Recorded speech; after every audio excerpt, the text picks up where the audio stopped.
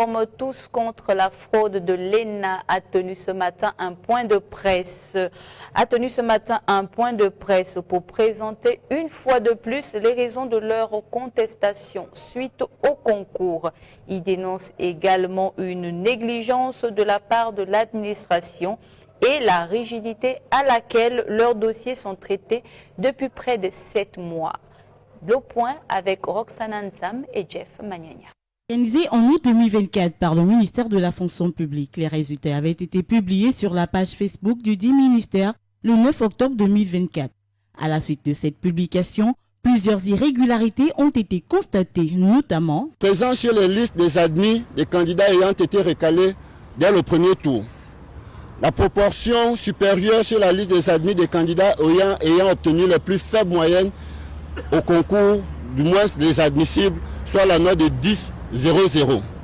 La permutation irrégulière et illégale des candidats d'une filière à une autre.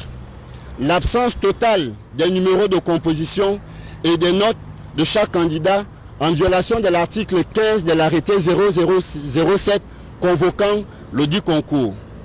Ce qui fait que c'est près de 215 candidats sur 450 déclarés admis présents de manière frauduleuse selon les grévistes. Sur la base de ces irrégularités observées, un constat d'huissier a été dressé en date du 10 octobre pour certifier ces observations et leur permettre d'entamer plusieurs démarches administratives et juridictionnelles, à savoir le Premier ministre de la Transition, le Conseil d'État, la Présidence de la République, le Président de l'Assemblée nationale, le Président du Sénat, le Président du Conseil économique et social, sans oublier la fonction publique elle-même. Face au silence assourdissant de l'administration et du juge administratif, ils ont entamé une grève de la faim le 10 janvier 2025, qu'ils vont suspendre 13 jours plus tard suite à une rencontre avec la Direction générale des services spéciaux.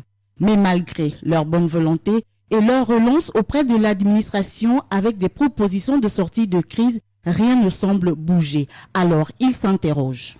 Comment devons-nous réagir face à des injustices pour espérer être soit écoutés, soit considérés dans notre pays? Nous souhaitons attirer une fois de plus et de manière respectueuse l'attention du Premier ministre de la Transition sur la nécessité d'accélérer le traitement définitif de cette situation qui nous affecte considérablement. Par ailleurs, le conseil d'administration de l'ENA, quant à lui, s'est réuni le 28 mars 2025 avec en ligne de mire la date de la rentrée des classes prochaines, fixée pour le 22 avril 2025. Que retenir de cette situation?